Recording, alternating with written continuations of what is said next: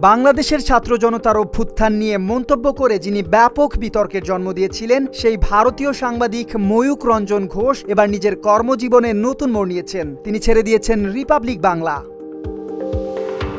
বুধবার নিজের verified Facebook পেজে দেওয়া এক পোস্টে ময়ূক জানান সেদিনই ছিল প্রতিষ্ঠানটিতে তার শেষ কর্মদিবস। তবে কেন তিনি রিপাবলিক বাংলা ছাড়লেন সে বিষয়ে এখনও কোনো বিস্তারিত ব্যাখ্যা দেননি।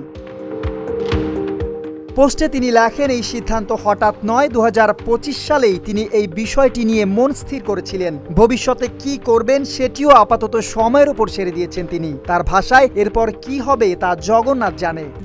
RICL TMX, যুগের পর যুগ স্থাপনা থাকে মজবুত। নিজের সাংবাদিকতা নিয়েও মন্তব্য করেন ময়ূক। তিনি বলেন, তার কাজ মানুষের কাছে বার্তা পৌঁছে দেওয়া এবং জনপরিসরে আলোচনা তৈরি করা। একই সঙ্গে সমর্থক এবং সমালোচক উভয় পক্ষের প্রতিক্রিয়াকে তিনি নিজের যাত্রার অংশ হিসেবে উল্লেখ করেন।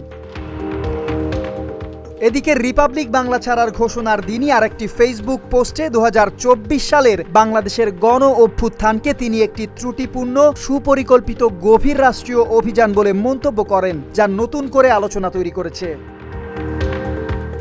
রিপাবলিক বাংলার পর ময়ূক রঞ্জন ঘোষের পরবর্তী গন্তব্য কোথায় সেই উত্তর জানতে এখন অপেক্ষা সময়ের। Desk report, Dhaka post.